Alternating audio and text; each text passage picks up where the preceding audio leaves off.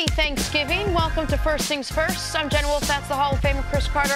That is Nick Wright on a very special Thursday. We are so glad you are with us. We are so thankful to be here today. Happy Thanksgiving, Nick Wright. That is really sweet. Good to see you guys. Air 5. You won't do it. Oh, you did it. Must be because it's Thanksgiving. We have a big show on this Thanksgiving Day, so sit back, get your fixins ready, because here we go. The Saints could be on upset alert against the Falcons tonight.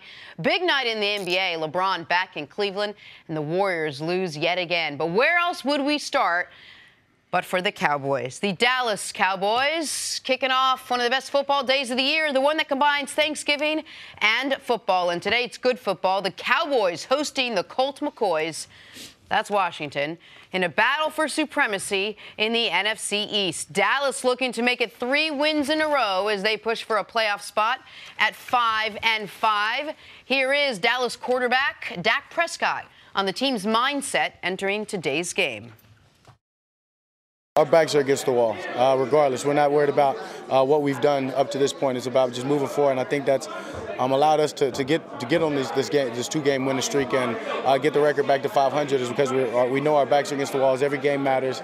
Every game is a must-win. Nothing changes this week.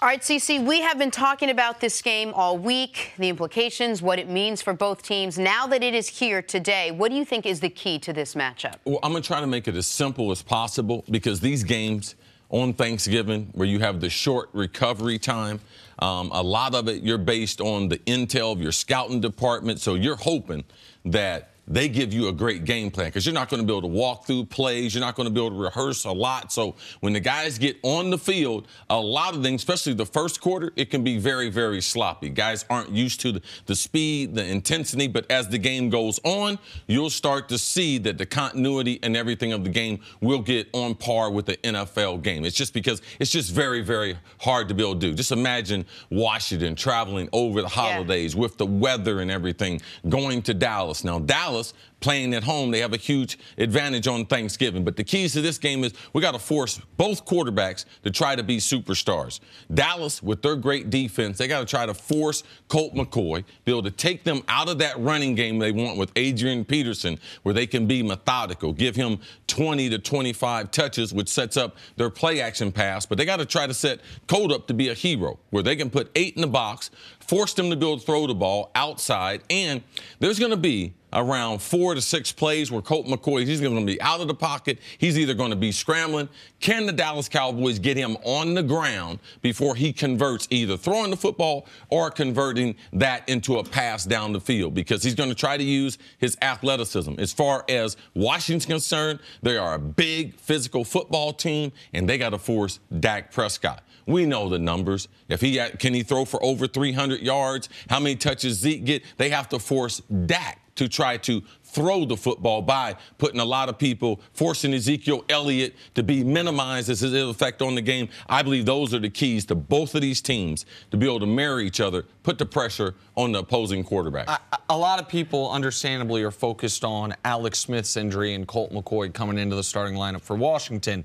The injuries they suffered a few weeks ago make the Alex Smith injury all that more detrimental to their chances. The 3 games prior to their offensive line injuries, losing both guards, having a right tackle injured but in the lineup, left tackle been in and out of the lineup. The 3 games previous to that, Adrian Peterson was averaging 22 carries, $115 on the ground, 5 yards per carry. The 3 games since those offensive line injuries, they had Alex Smith for 2.5 of those games, 15 carries a game, 45 yards a game, 3 yards per carry. But did they win those games? They won one of those games. Okay. They beat the Bucs 16-3 in a game. The Bucs were 0 for 5 in the red zone. They have not been able to run the ball the way they want to since some of those big people got injured, which is why Colt McCoy has to play similarly to how he played 4 years ago when he got a win against Dallas on national television. On the flip side for Washington, they have spent consecutive first-round picks on defensive linemen from the University of Alabama, Jonathan Allen and Durant Payne. And those 2 guys, have to be monsters in their matchups today to slow down Zeke, so it can be about Dak beating him. And Washington's done a good job in their scouting department realizing what they're going to have to do in that division. Carson Wentz there in Philadelphia, we're going to have to be able to get to him. We know the Giants, they try to be a physical football team. They like to be able to run the football. And we knew in Dallas they were going to have Dak and Zeke there. So Washington has done a tremendous job of scouting their division and realizing what do we need to do to win. And they went to the football factory in the University of Alabama and got 2 of their stellar players. Is there something, though, about playing a game on Thanksgiving Day, national stage, everyone watching? Obviously, there's so much involved that negates all the little details of it because it's such a big stage. And maybe this is all about, like, emotion and heart, and you're playing on a day where you know your families are home watching. Well, Cris has obviously played multiple Thanksgiving games, so I will defer to him on that. But I do want to, before you go, mention something Coach Mangini said, which is I had been keying on home teams on Thursdays this year were 9-2. The only home teams to lose were the bad Giants and the awful Cardinals.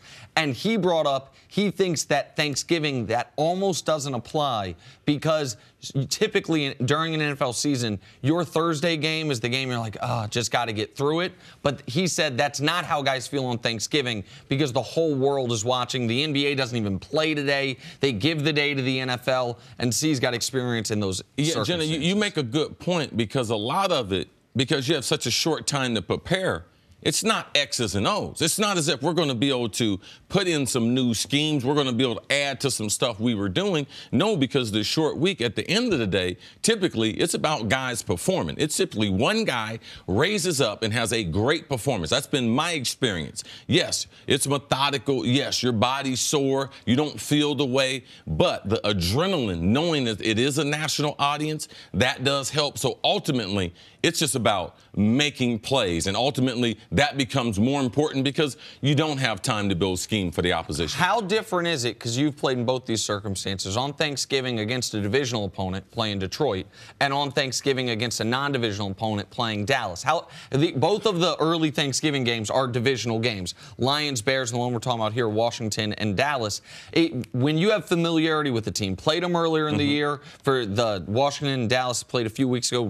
Detroit and Chicago played 2 weeks ago. Play them twice every year. How much does that negate the lack of prep time because it's a divisional opponent? Yeah, it can negate the lack of prep time, but you have to be careful that you don't think you know them as well as you know Dallas. So you have to spend the same amount of time, the same amount of energy. Does it help from you start? Because, say, on that Monday, you do have a head start on the opposition. But let you know, when you look to your left and right, the opposition has a head start on you, too. So I think that part probably negates itself.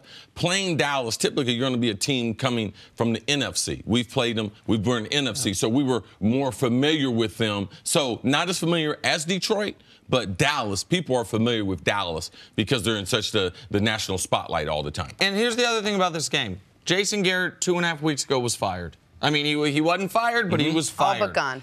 They've won 2 critical road games since then, and now he has a chance, the Cowboys and Jason Garrett have a chance today to change the narrative of their season. But if they lose, and all of a sudden, if they lose, they have to go 4-1 the rest of the way to have a shot at the postseason. And after this week, they've got New Orleans. So 4-1 the rest of the way, if that's what you got to do with a loss, you're in rough shape. So all the goodwill and all the positive momentum Dallas has going for them, with the loss, they're 2 games back and don't have the tiebreaker. So this is the definition of a swing game for the Cowboys season. I didn't look it up exactly, but I remember Jason Garrett when you said his name. He had a tremendous game as a backup on Monday Night Football. I think it was 1994. He's trying to prevent Colt McCoy from kind of doing the same thing that he did, being the unsung hero coming off the bench and leading to a Thanksgiving Day. It should be a good game. It should. You mentioned Coach Mangini. He will be out here. We'll talk about this game, so much more throughout this Thanksgiving Day. But coming up, let's talk some basketball. How the Golden State Warriors hit rock bottom after their 4th straight loss. That's next on First Things First. Moving on to the Golden State Warriors, not so golden in recent days. They got blown out by the Thunder last night. Steph Curry, as you just saw, remains on the bench with a groin injury. Draymond Green was out as well last night. How about this? The first time since Steve Kerr has been the head coach that Golden State has lost 4 in a row. The team says there's no need to panic. Here's Kerr after the game. We got to get better in every every dynamic. You know, we didn't rebound well tonight. We got crushed on the boards. We didn't take care of the ball. 17 turnovers. So, you know, we got to clean up all that stuff and keep fighting, and we'll find our way out. We got better days ahead. But right now, it's we're just in a tough go. They're not just going to happen. We got to make them happen. And I got confidence in everybody in the locker room that we'll make those better days happen. But it's not going to just pop out of nowhere and get better for us. All right, Nick, what do you make of this? I mean, it's easy to say, well, they don't have Steph, but this is 4 games in a row now. What do you make of all this? Well, it's 4 games in a row. It's their 2-6 since the game Steph Curry got hurt after starting 10-1. And here's the real concern if you're Golden State. We have seen in the past Steph Curry get injured at the end of seasons and have to miss a round of the playoffs, have to miss a few games in the playoffs.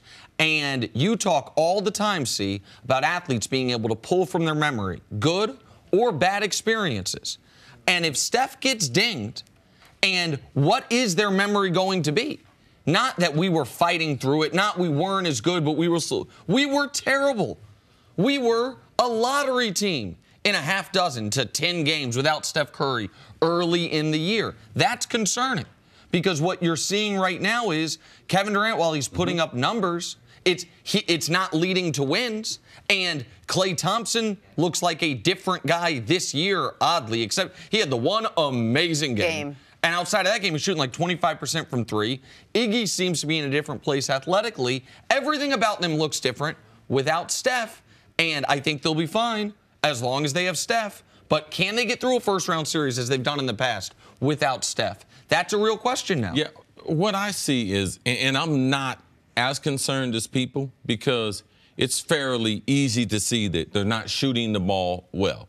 And not having Steph on the court, people just talking about, oh, man, Steph and his gravity ability to shoot the ball. And Steph's shooting the ball as well as he's ever shot the ball in his career. So if I put that back in with what they're doing, I think that they would be okay. But it's not only Steph shooting, and you have Draymond out. You have the best 2 passers that they have. Their best 2 playmakers are out in Steph and Draymond. So what makes Golden State special?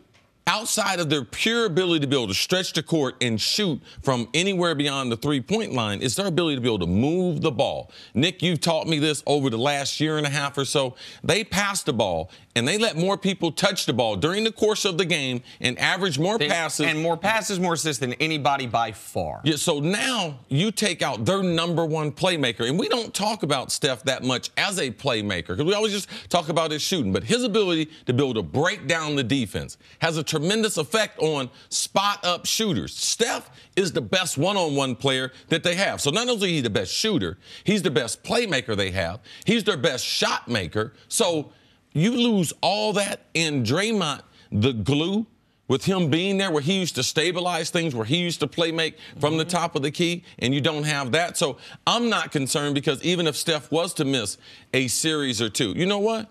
They got Boogie Cousins going to be in there, too. They got Draymond that's going to be in there. So I believe this will only help them. I believe it helped them come down to earth to realize how important Steph really is to that mix there in Golden State. The real NBA. Well, let me ask you a question. We've had conversations on this desk about 1, 2, Kevin Durant, LeBron James, and maybe he's a distant 2, but he's still a 2.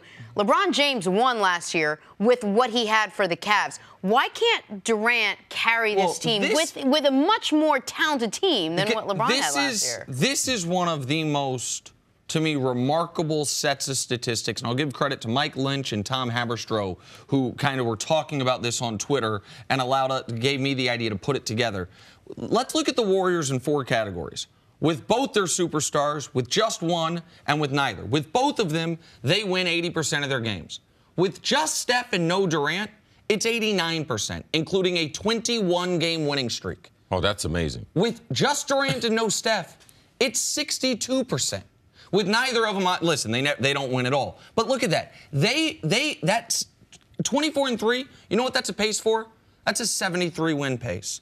Oh, that is exactly what they won the last year. They didn't have Durant. That dates back to since Durant got there. So when they're both there, they are spectacular. 65-win pace. Somehow, when Durant's not there but Steph is, they get even better. And when Steph's not there and Durant is, they're a good team. Now, they haven't been as of late, but part of that's Draymond, part of... Right. But That's a 50 win pace. Now, what does that say about Kevin Durant? To me, it says this team is not built for his skill set and that he was not. LeBron came into a situation knowing I have to do everything. Durant went into a situation because he didn't have to do everything. And the Warriors, they change so drastically. See, they go from one of the fastest teams in the league when Steph's on the court to a below-average league pace. Like you're talking about, it's ball movement, it's spacing, it's Steph Curry is the secret ingredient that's not a secret. And with Durant, they just turn into a typical, really good basketball team. And with Steph out of the lineup, and Steph's not a great defensive player, but they put so much pressure on you on the offensive end that they're a better defensive team because people crumble under that pressure. This team, when you said about Durant being the only one there, it's not built for him because they struggle rebounding. And Andre Iguodala, he is not nearly. They started him last night like he's just a shell of himself athletically in the player. Like he's not built to play, 25 minutes at this point, especially this early in the season. So I think when you get Steph and them back, you move those other players back into their limited roles. Right. And Draymond, you need Draymond playing at a high level. He's shooting. Him and Clay, this is some of the worst shooting that they've had their career from deep. So I believe that will improve once they get Steph back on the court. And Clay misses his splash brother. Clay, we are seeing, is just, Clay never misses games. He's one of the chillest, coolest, most consistent guys in the league. But this year, he misses his splash brother. All right, let's take a break. Coming up, how was LeBron received in his return to Cleveland? That's next. This is a special Thanksgiving First Things First. All right, time for us to go viral. Kevin Durant had some choice words for a Mavericks fan during last weekend's game, with KD being fined $25,000 by the NBA. Here is the exact moment Durant found out about the damage. KD, I'm doing this live, so this a little minor story. Have you heard about your fine? You want to know now? Or you want to? I knew I was gonna get fined out. How much they fined me? $25,000. I reported it down. League sources tell Yahoo being fined $25,000 for telling the fan to shut the f up and watch the game. Yeah, I tell. So I just tweeted that out right now. Yeah, it's more fans should understand what that means. What happened with that, man? Grown men can't come to a game and heckle grown men. That's corny and that's weak. You come into a game to heckle another grown man. You soft, you weak. Draymond this, Draymond that. Yeah. You a bitch. All right, listen, the NBA had to fine Durant. And I understand the NBA saying you can't be cursing at the fans, but I agree with KD there, 100%. How can you agree with them? What? That's the basis for any. That's where fans come. They heckle. You ever been to a football game? Yeah, I have been to a football game, and I think grown-ups heckling, not booing, heckling, cursing at players, stuff like that, you might get clapped back at. And if you come heckle me on Thanksgiving, come heckle me and let me give you just a little sample of what I got for you. All right, come on. Right. Chris Carter. Man, your hand's been overrated since Ohio State. Absolutely. That's why they kicked you out of school. You bum. There's only two people who know about my hands more than me, Nick. That's your mom and your sister. Oh! Eat that on Thanksgiving. Okay. Right. So see, you agree with me. No, I don't. You gotta clap back. Well, the player can clap back. Yeah. But the fan, he done paid money. He can say what he wants, as long as he don't throw nothing. Okay. He can say whatever he wanted to say. Time for stories. Start your morning, and you did. The Warriors. Hi, Mom and Sis on Thanksgiving. We love you. Yeah, both of them. Best. The Warriors continue to struggle last night. As we mentioned, they lost 4 in a row. First time since Steve Kerr became the coach. They've lost 4 straight. Steph Curry still out with a groin injury. Nick, does this prove that Steph Curry is the most important Warrior? We are just getting further confirmation on this. How about this? On court, off court, thanks to Tom Haberstroh, since Steph and KD got there. Only Steph on the court, they're plus 14 points per 100 possessions. Only Durant on the court, they're minus a half point per 100 possessions. So they go from super elite to right below league average. Yeah, people who say Durant's better don't care. Steph is the man there. We keep seeing confirmation of it. How many times, Nick, Steph been MVP? Steph been MVP twice. Okay, I mean, let's just not forget. Like, Steph Curry, only because LeBron James and Kevin Durant. That's the full discussion of who are the best players in the world. I always just think it's a great argument. Of course, if you didn't have one of them, the other one would miss them. Yes. All right, big game in college basketball last night. Number 3 Gonzaga handed top-ranked Duke the first loss of its year.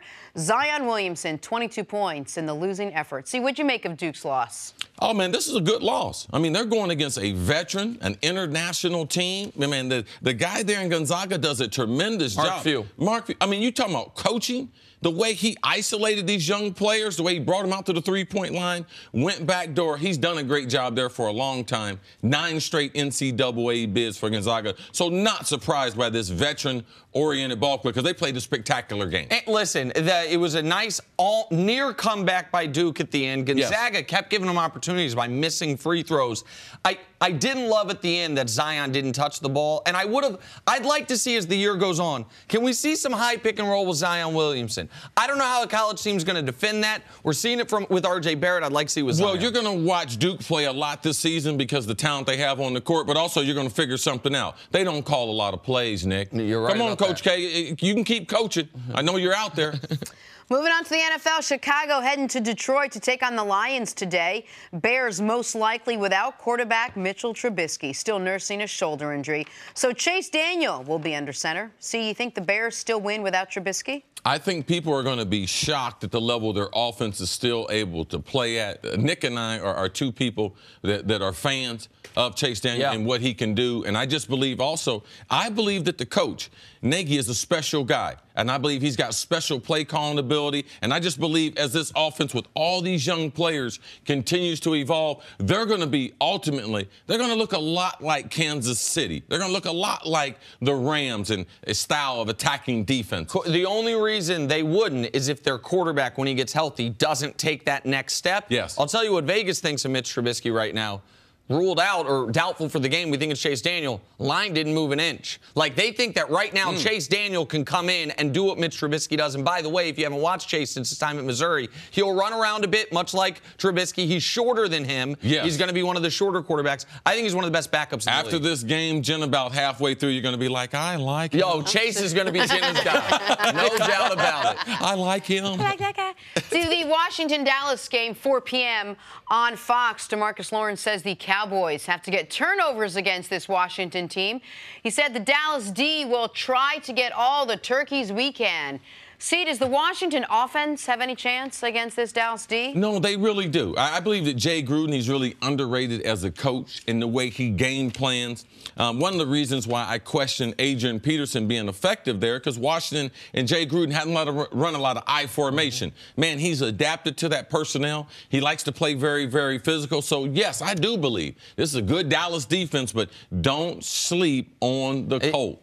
Listen, if they are going to be able to move the ball, a lot of it's going to be Colt McCoy breaking the game plan as far as scrambling away from pressure and either making a play with his feet or making a play downfield off schedule, because I don't think they can block the Cowboys front, and I don't think their tight ends and wide receivers can run away on those crossing routes from those Dallas inside linebackers who are outstanding. So I think it's Colt's going to have to play one of his best NFL games of his very brief starting career for them to have a shot to move the ball. All right, finally, Drew Brees and the Saints take on the Falcons tonight, looking to win their 10th straight game. In his quest for his first MVP award, Brees has thrown 25 touchdowns, only 1 pick. Here he is on his success this year. When I step on the field, I feel like I can see it before it happens, you know, and it takes a lot of work to get to that point. And listen, that doesn't mean that there's not surprises. There's always surprises.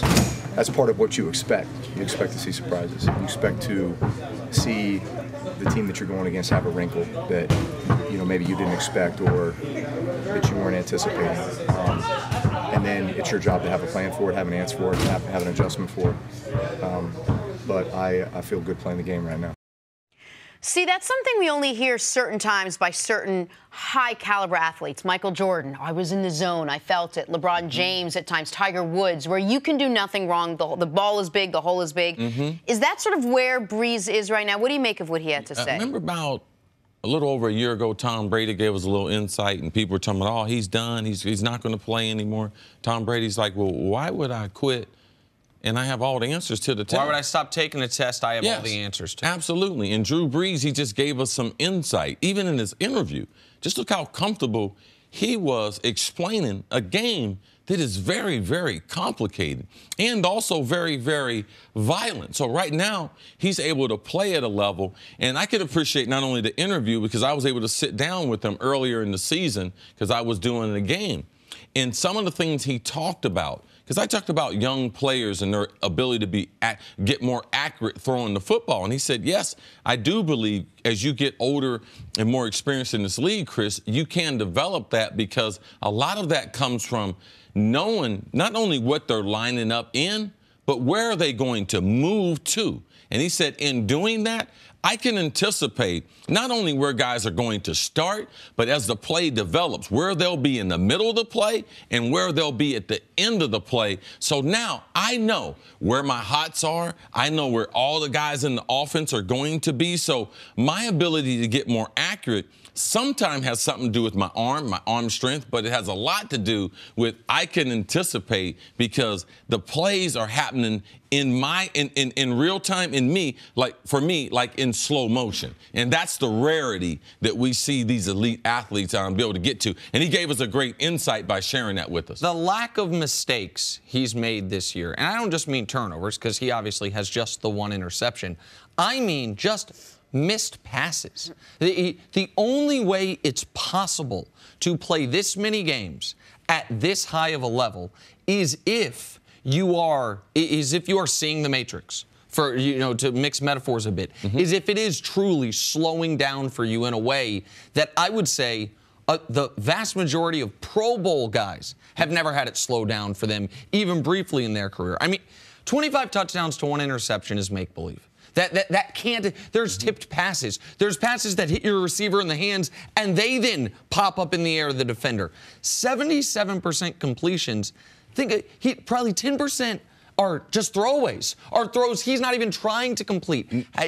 He's not missing passes this year. Nick, it's like as if you were a poker player and you were a world famous poker player, and somehow they had some type of app that gave you every tell of every elite card player in the world. So you went in knowing what their tells were so you can anticipate potentially what their cards were going to. That's so funny. See, I know we got to move on. You read I was going to use a poker analogy, and I was like, man, I'm going to use a poker analogy. I'm off brand. Cris is going to make be like, oh, this nerd bringing it to his gambling. But that's exactly what I think it is. He can see the tells of the defense to go along with his super high-level play, Sean Payton, Michael Thomas, Alvin Kamara. That's what creates what is right now the most efficient quarterbacking season we've ever seen. When you have a hand in Go Fish, right? Okay. Oh, we're not. Oh, no. Okay. So I'll do that. LeBron. I'll do that after. Okay.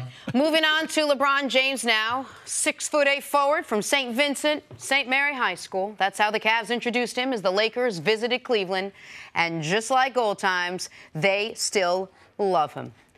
To the game now, LeBron put on a show, throws down the dunk. This one was close all night long.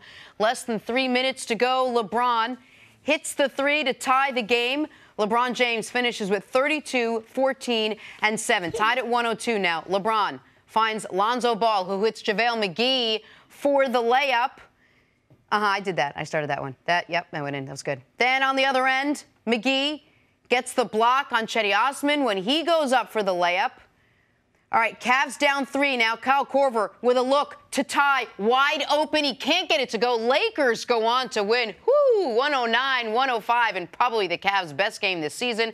Also when LeBron James return. Here is the Kang after the win. For my 11 years I played for this franchise, I just tried to give everything I could. Both on the court and off the court. Represent this city, represent this community, with the utmost respect. Be a role model off the floor, be a leader on the floor. And, to come back and get the reception that I got tonight, it means a lot to not only myself, but for my family and my friends that was here tonight, and my family that's back home in L.A. as well. We knew we was going to get their best shot. We knew that the fans was going to be ecstatic because we were in town, I'm in town. So they played a heck of a game. But we kept our composure even with we're a young crew. We're a young group, but we're getting better. All right, Nick, what'd you make of the way the Cavs welcome LeBron back? I want to give the Cavs fans, but most importantly, because I knew the fans would step up. I know the fans, it is not 2010 all over again. Yeah. They've got a championship. They have intense love for him. But the Cavs organization, I've been very critical of, not only giving him the full 90-second tribute video, but doing something that I think was very important and I know meant a lot to LeBron and the people around him, which was spending half of the time. You only have 90 seconds to put LeBron's whole Cavs career into a video as a tribute. And they spent half of it doing non-basketball. They spent half of it talking, showing stuff about his school, things he's done in the community, because that is the most important part of LeBron James' legacy in Northeast Ohio. That is what he would tell you his most important part is, his family and friends would, and that the Cavs recognized that in the tribute video and spent half the time on that, I thought was incredibly classy, and you could tell it had an effect on LeBron emotionally. This was 8 years ago. They thought they were going to have to call the game, see? Guys were throwing batteries on the court. It was nasty. It almost got violent. This was a great return and a shockingly compelling basketball game. Yeah, and I'm glad he only got to do it one time. I'm glad they're opposite coast. I'm glad we don't have to see it, and it was well deserving because the mark that he left, not only on that organization and on that part of the country, it will last for generations. So I'm glad they did the right thing. You know, instead of punching down, they said we're gonna do the right thing here, and that's only to honor what he's done, the man who brought the championship. Sure. And you cannot acknowledge LeBron without acknowledging what he's done from a social setting there, as far as changing people's lives, giving people the ability to be a higher achiever in life, the same opportunity that he got through education. So it's nice that they put that in there compared to, because most of those buckets, now what they did in 2016, that was special. But most of those other baskets that he made, assists he made, dunks and everything, they're not as important as the other things that he's done. All right, let's get to the game itself. Were you surprised this game was as competitive as it was? I mean, I know there's got to be a little part of LeBron watching all of a sudden Jordan Clarkson make key buckets, Tristan play like it was 2016, Jetty play the game of his life and say, Where was this last year? Yeah. This was the best game. Jetty hits a runner three-pointer. I mean, this was the best game the Cavs have played all season by an enormous margin. And it took LeBron was not.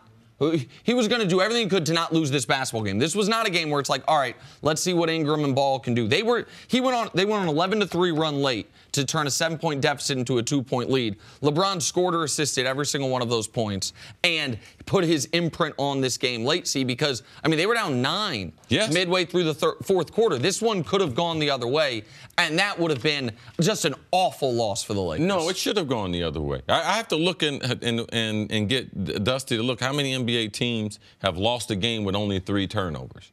Like, it's almost amazing. So Cleveland played the type of game that no one would ever expect. They played almost a perfect game. But in the end, they were able to, Lakers, they got some stops. Yep. It's the same old theme. Oh, they're not going to play any defense. And the one thing that was a little alarming was Ingram. I'm a little worried about him as an offensive player. Mm-hmm. When LeBron was out, he didn't take over the way I expected. And don't look now, but if you care about the NBA advanced stats, who leads the NBA in player efficiency rating, value added, expected wins added? Oh, LeBron. Year 16, best player in the league by one. I literally was just about to say, you don't have any advanced stats. Do you have any advanced stats? I got them for you, Jenna. There? I know that's what you're. All right, let's go into the break with that. Steph is out. Back here, first things first. Eric Mangini joins us. Happy Thanksgiving, Coach. Thanks for being with us on the holiday. Good to be here. We appreciate it. We needed some good insight. We brought you in because you're our favorite guest. I was a little disappointed in the Thanksgiving wipe. I mean, we set the bar very high at Halloween. We don't have turkeys going across the screen. We're trying to keep it classy, Coach. We're keeping it classy.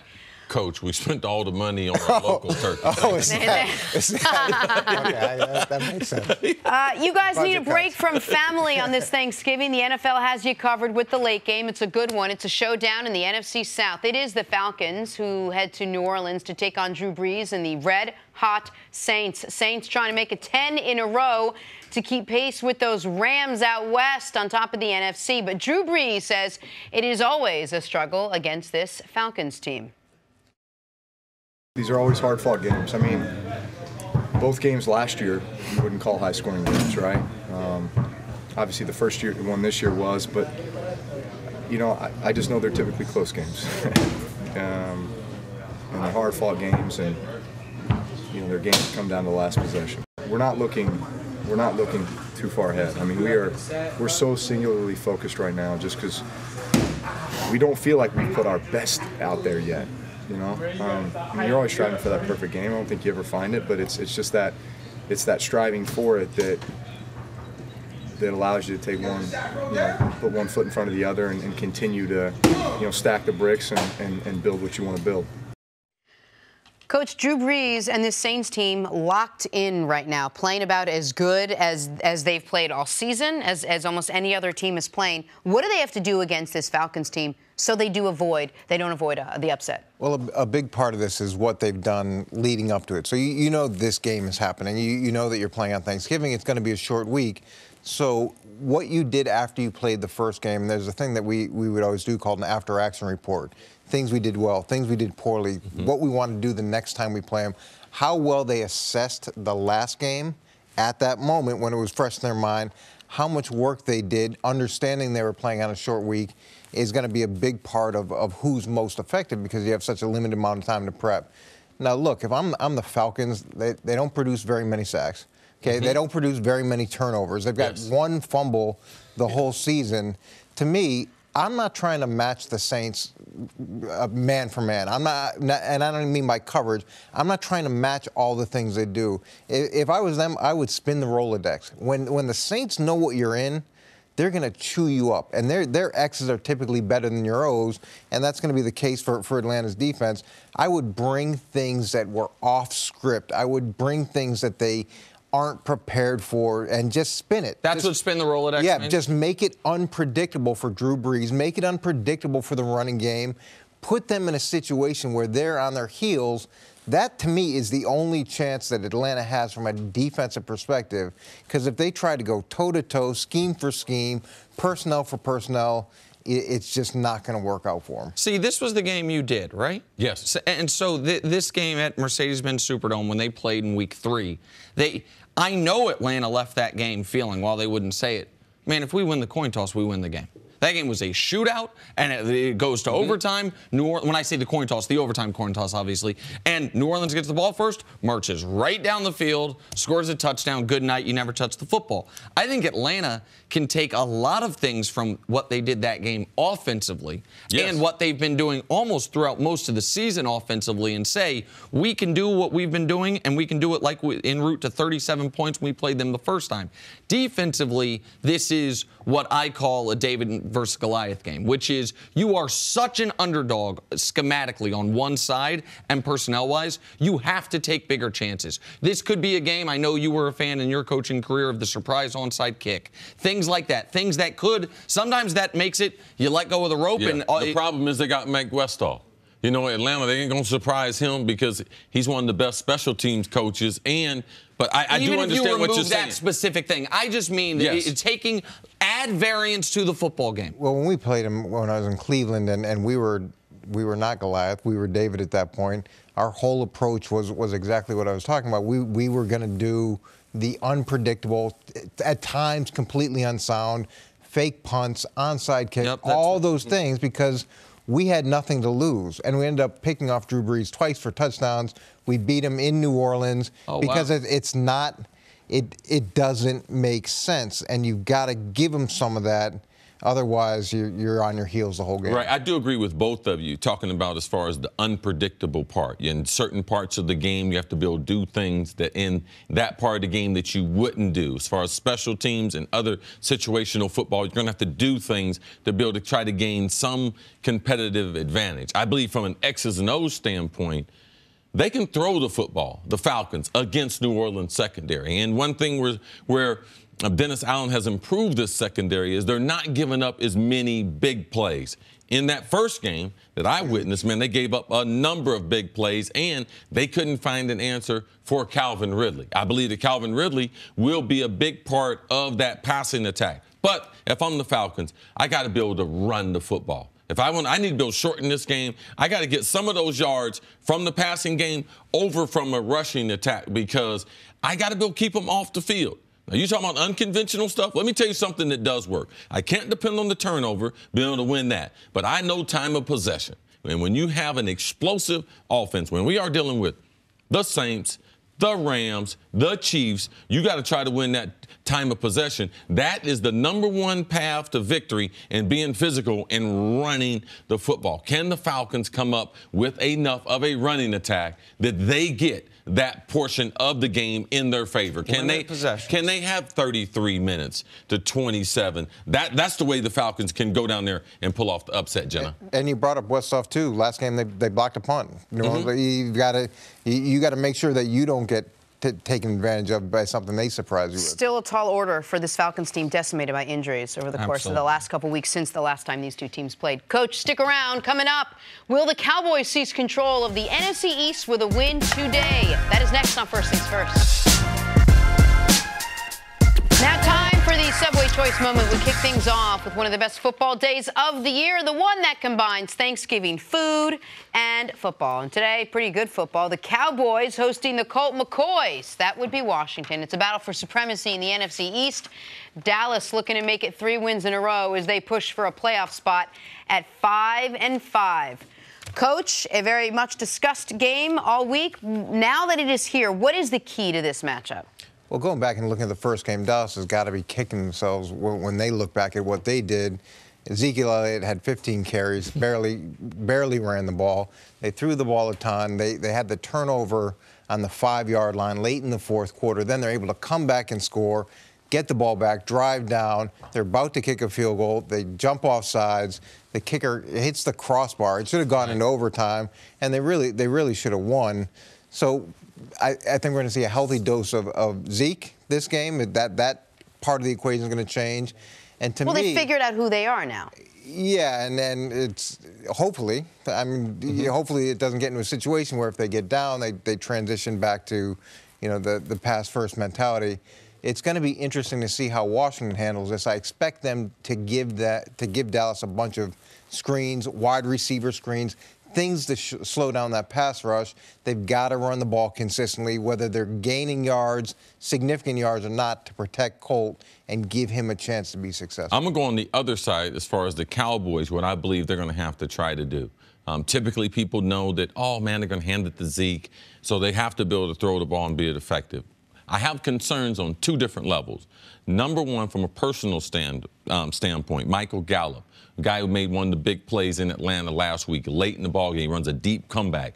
Dak makes a great throw. They're able to convert a first down to be able to ultimately get in the field goal range. He had a personal tragedy. His brother committed suicide. He left the team, didn't go back to Dallas, left the team for a period of time after the Atlanta game because he's from that area of the country. So now with his overall development, I'm still concerned about Amari Cooper. I'm still waiting for that breakout game. I'm waiting for him to be able to be the deep threat, not the intermediate, not the short, but ultimately he's got to be able to live up to that first-round trade and for them to be at their absolute best. Tight ends haven't been a threat, so how do they get these 4 or 5 big chunk plays that I need out of that passing game, Nick? That's what I'm concerned about. They're going to win, and if they're going to be able to make it easier for Dak, that has to be able to happen on the outside. So that's what I'll be watching as this game plays unfolds. on. This is the one spot where I disagree with you as far as the passing game goes. I think what you're describing is absolutely what they will need to do to have any chance to win next week against New Orleans. When you're playing a Washington team that's down 2.5 offensive linemen, that's on a backup quarterback, that since they've lost their offensive linemen have scored 14, 16, and 21 points. When you're a Dallas team that since the beginning of 2016 is 21-2, when Dak doesn't turn the ball over, and Zeke is coming off his best 2 games of the year, I don't know if this is a game that I'm so concerned with showing that getting Amari Cooper involved because of the potential downside to it. I think this is a game that Dallas, if they play it straightforward, if they play it as conservative as the Jags played that Steelers game, if they just say we're going to hand the ball off and play great defense, and if we don't make a mistake, we are going to win, that's the game plan I would have. Now, maybe that's too conservative, and I'm not typically conservative in football or in nature, but that would be my game plan against Colt McCoy, against a team that doesn't have any offensive line, and against a team that's been struggling to score points. and it's going to be interesting to see what their opinion is of Colt McCoy. Are they going to be willing to play it close to the vest and keep this game close, or are they going to try to do what Cris is talking about and get the ball down the field a little bit and see whether Colt can play from behind? And I know you mentioned it earlier in the show. Colt's last meaningful game was against the Cowboys in 2014, and he tore him up. I imagine he'll play better than expected, but they're going to have to protect him against his pass rush with a lot of screens and a lot of wide receiver screens. Can we specifically talk about something you sort of glossed over a little bit, which is getting Amari Cooper back into the fold and into the mix with this team? It hasn't happened in the last couple weeks, and I wonder if that's more on him or more on the offense isn't being designed to incorporate him more. Yeah, I'm just not going to allow people to continue to blame Dallas coaches for everything. Dallas, they do have talented players.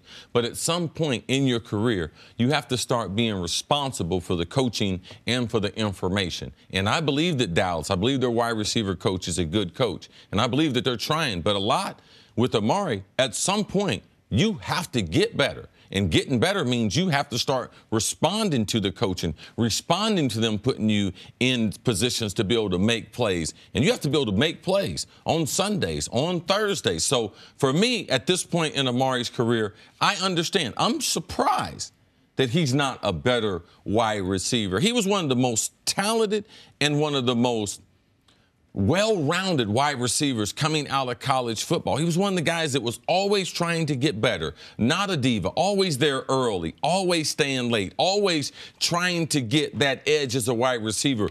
I'm just wondering, at some point, is he trying to do too much in trying to be too creative in running his routes compared to just being robotic like Larry Fitzgerald? If I need to run a dig, I can take 7 steps, 2 to the post, and flatten it off and not try to add a lot of flavor. When I watch this individual, I think he's trying too hard to be too creative on some of the basic routes. And look, I know Sanjay Lal personally. That's the wide receiver coach for the Cowboys. He's smart, he's detailed, he's demanding, he's very good at what he does. And Cris brings up a really interesting point, because whenever you trade for someone or you give someone a big contract in free agency or whatever, however they come, but with high expectations, the player oftentimes pushes, and the team can push too, and that can have a tremendous negative effect on what you're trying to get done. You brought him here for a reason, to be who he is. And the quicker he can be who he is and fit into that scheme, I think you're going to see that production increase, as opposed to trying to push him the ball or him pushing to do things that are outside of what's being asked. See, what part of the country is Amari Cooper from? South Florida. South Florida. Miami. And I understand he suffered an injury in high school, but there are Florida schools that wanted him to come play football for them. Yeah, he could have gone anywhere. Could have gone anywhere he wanted. Where did he choose to go to school? Alabama. Because he knew it was the best. He knew it was the toughest. But he wanted to play at the biggest stage. He didn't want any shortcuts to being great. This is what is, because I know you've known Amari for a long time. This is what is so confusing about this player's specific arc, is he's always been a guy who has taken the hardest route. He's always been known as an incredibly hard worker. He hasn't suffered a traumatic injury. He was amazing at Alabama, and he was instantly great in the NFL. To now be going on 2 years of mediocre to subpar production, I can't figure that out. And you're, of course, right on that. He's got to take some ownership for it. But it would make sense. It's like, oh, he got a big contract, stop trying. Oh, he's always been a guy whose effort waxes and wanes. None of that's been the case, and now it's multiple systems, multiple coaches. It's only 3 games in Dallas. But, yeah, you do need at some point for him to be the guy that he was in college and his first 2 years in the pros. But sometimes, Nick, the coaching point is try less. Sometimes it's try less and relax. And just by taking a step back and a breath, that's what puts you over the edge. Yes. Dallas host like me? Yeah, like you do. There's many ways I put you all over the edge. Thank you very much. There you go. Much more First Things First right after this. All right, let's move on to the Dallas Cowboys now. They've gone 2-1 since adding Amari Cooper in a trade earlier this season. They're now 5-5, and they've got high hopes of winning their division. Jerry Jones had high praise for the wideout, comparing his impact to, wait for it, guys, Hall of Famer Michael Irvin. Oh, my God. I'll let that settle in for a second. CC, what do you make of that comparison? Yesterday, Jerry's out on the same corner. And ever since Jerry did that interview, obviously he's done another football interview. And now I got to run away from him. I got to run the total opposite way. Yesterday he was talking about how the Cowboys could compete with the best scoring offenses in the league, not scoring with them, but because of their style of football. And you were like, yes, the weather's going to change. Good defense, good running game still matters. Absolutely. Defense is still going to be important. So I respect Jerry, what he knows as far as building a team and everything. But this is what, and a lot of people, you might not know Michael Irvin. You might just see him on television. You might see his outfits and wonder, is he colorblind or something like that? No, okay. But Michael Irvin, as far as NFL players, it would be hard for me, and I'm talking about the last 30 years, to find 10 leaders in the NFL locker room better than Michael Irvin. Like, I know this guy. I know the level of respect, not only that people give him, but what Michael has demanded. And a lot of that came from just stuff that people don't even know. It was legendary. Him and Troy Aikman, they used to do in the 100-degree temperature of Texas, they used to do 2-minute drills in full pads. Michael and Troy just out there working on stuff. So a lot of people, when you say stuff like this, people are like, oh, yeah. No, Michael Irvin was a better leader. You don't win them 3 Super Bowls, Jerry. You can't say that. And Amari is not that kind of player. He's not that kind of person. You can't keep comparing, Dak's like Troy, Zeke's like Emmett. No. And Amari's like Michael. Jerry, you got to stop doing this because these are the greatest players that ever played this game. And of them being in the Hall of Fame, if the Hall of Fame is difficult, then you just can't just compare any player. Amari Cooper is a very, very quiet, a very, very confident, but a very reserved, he is not a diva. He does not need attention. And he is a leader, but he's a leader by example. He is a more like Larry Fitzgerald, Calvin Johnson model than the in-your-face dynamic leader that Michael Irvin is. I'm not trying to say that you can't be quiet and be a dynamic leader, but I'm not going to let you compare someone to, I consider, one of the greatest leaders that we have seen in the NFL and been able to handle NFL locker rooms. And if we're going to go to the era, Irvin's era, wouldn't Amari be more demeanor-wise like Herman Moore? Guy we had on the show, a guy that also wasn't a demonstrative player. You tell me if I'm wrong. If I'm wrong, it's fine. Yeah, Herman and him have kind of the same disposition. There were people on that. Yes, absolutely. And there's nothing wrong with that. I think that's a good comparison. Yes. But what does you always talk about, and everyone that played in Michael's era, and we've talked obviously a lot with Moose Johnson, who was on the teams with him, about everyone says great leader. What either makes, in general, someone that's not a quarterback, that doesn't have the natural leadership position, a great leader, or what made specifically Michael? You said the two practicing a lot in the heat, but there's got to be something else that made him special from that perspective. Michael, he knows football. His football IQ is extremely high. He also comes every day prepared to work as hard as anyone, a lot like my teammate Johnny Randall. So he's going to be one of the hardest workers on the field. You see his overall sacrifice. And Michael wasn't. He didn't have gaudy numbers. Michael wasn't always saying, throw me the football. He could play within a team concept. He did that at Miami with all those other superstars, and he did that with Troy and Emmett, Jay Novacek, and Alvin Harper. He shared the ball. He didn't have that same, what people think that he was. He wasn't that. He was a great team player. So in doing that, when you're on a great team, and even players on their defense, they always were fondest of Michael Irvin and the direction and leadership that he gave that football team. Well, part of what made Michael Irvin so good was, yes, he was a great leader. Yes, he was a great football player. Yes, he had Troy Aikman throwing him the ball. I mean, those are 3 things we're not seeing from Amari Cooper. He's a great football player. The skill level is not there. He's too quiet right now to be that big vocal leader in the locker room, and he certainly doesn't have a Troy Aikman who's connecting with him. And that last one's the most important one. Like, the most important element here is, and the reason that any of these comparisons is unfair, is the only guy on this year's Cowboys team that you can compare skill-wise to the dynasty of the Cowboys is their running back. Yes. And listen, I'm not saying Zeke's Emmett. I think Emmett somehow has become one of the most underrated players in the history of the league. I see top 5 all-time running back lists. You know I love lists. And some people leave off the NFL all-time leader in rushing yards, rushing touchdowns because, they give it the offensive line. Emmett was tremendous. But Zeke has Hall of Fame talent. He has Hall of Fame ability. Now, we'll see if he can do it for a dozen years, 15 And he has a Hall of Fame setup. How the team is built. Yes. How they going to play. Correct. How they're going to feature him. Yeah, he's going to be featured every week. Those types of things are critical.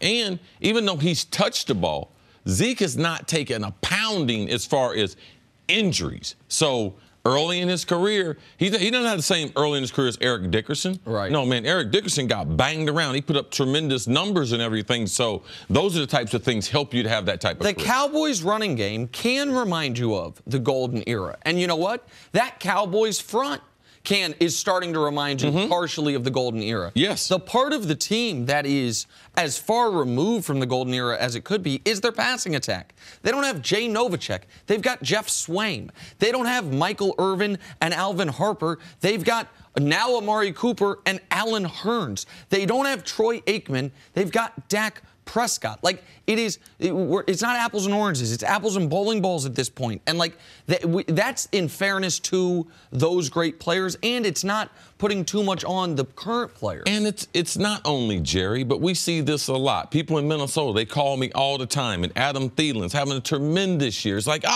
man, this guy's the greatest Vikings here. Hey, man, slow down a little bit. Yeah. You got a couple wide receivers up there in the Hall of Fame. Him and Stephon Diggs, they're very good. But people try to make the comparison. Of course. Right. The Moss and I all the time. It's not fair to them. It's not fair to Amari. Jerry, slow it down a little bit. I'll try to catch up to you and get on the same corner with you with the next interview. All right, we've got to take a quick That'll break. come tomorrow, I'm sure. Quickly, though, who's the leader in this locker room right now, in this Cowboys locker room? Quickly. It has to be Dak, but it's probably Zeke. It should be Dak. It's probably Zeke. All right. A Thanksgiving special drawing a blank. Here we go. Khalil Mack and the Bears will look to take the 4-game win streak into Detroit today to take on the Lions in an NFC North showdown. All right, see, the player that'll have the biggest impact on the Bears-Lions game is blank. Well, Jenna, every time the Bears are on, you need to watch Khalil Mack. So that's just a given right now. He's with the Bears. He's must-see TV. But I got to watch their quarterback. I believe Chase Daniels is able to not duplicate the earlier season success that they had from the quarterback, but I'm looking for him, Nick. He's going to throw for close to 300 yards in this game. Oh, okay. I believe that Nagy, the quarterback coach, the head coach, the play caller, he's going to get it out of him because this offense, at its best now, it's supposed to look a lot like Kansas City and a lot like the Los Angeles Rams. You know that I think Chase Daniel is the best backup quarterback in football. He has been paid like the best backup quarterback in football for quite a few years. But I'm going to go with the guy you said everyone's going to have to watch, Khalil Mack. When he's been healthy this year, he has been as impactful a defensive player as Aaron Donald has been. Those two guys are going to go down to the wire for Defensive Player of the Year. He can wreck football games as he has a half dozen times this season. Khalil Mack's the guy who I think is going to have the biggest impact in today's game, getting after Matthew Stafford. Good choice. And because it's Thanksgiving, I ain't going to say that's the easy choice. Moving on to Washington, Dallas. That game today on Fox. Big NFC East implications on the line as the Cowboys look to join Washington atop the division. So, Nick's the X factor. Also, Nick, in the Washington-Dallas game will be blank. I could go with the easy choice and say Amari Cooper, but I'm going to go a little deeper on this. I'm going to go with the Washington defensive line as a whole, particularly the 2017 and 2018 first-round picks out of Alabama, Jonathan Allen and Daron Payne. For Washington to have any chance, they have to stop Zeke, and they have to stop Zeke without having to bring 8 into the box. They got to have their defensive linemen defeat the Cowboys' offensive linemen, so the Washington D-line. Great insight, too, in looking at how they've drafted. They're trying to stop the Cowboys long-term, so they're going to need those guys to play well. On the outside, Jenna, we need Amari Cooper. We need to continue to see him to evolve. We need some big plays. Let's not make the game as simple. It's going to be more complicated than give it to Zeke. You need to be able to make some big plays in the passing game. And the other weapon on the other side, Michael Gallup, the rookie, he's been away from the team for the most of the week. He's had a tragic loss in his family. So let's go Amari Cooper, be the X factor in this game. All right, let's stick with this one. Every player will be looking to take home the prize trophy, formerly known as the Galloping Gobbler Award. The MVP is now given the Fox Game Ball. So, CC, the winner of the Fox Game Ball between Washington and Dallas will be blank. Dak Prescott. He's going to play one of those kind of games that I believe that exactly like you want, because he's going to get it. They're going to utilize the screen game with Zeke. The tight ends haven't been that effective, and Amari Cooper. But you know when Dallas Cowboys play well, Dak Prescott is a part of that. So I believe that Dak is able to get that. I think Zeke's going to have his third straight monster game. Everything I said about the Washington D-line, what they need to do, I don't think they're going to be able to do it. I think Zeke's going to hit him for $150 yards from scrimmage, couple touchdowns, and he will get the Fox game ball, the galloping gobbler, as Jenna put it. Ezekiel Elliott is my answer. All right, the last game of the day, Matt Ryan and the Falcons looking to keep their playoff hopes alive, taking on Drew Brees and the Saints, who have won 9 in a row. Nick, the player you're most excited to watch in tonight's Falcons-Saints game is blank. It's got to be Drew Brees.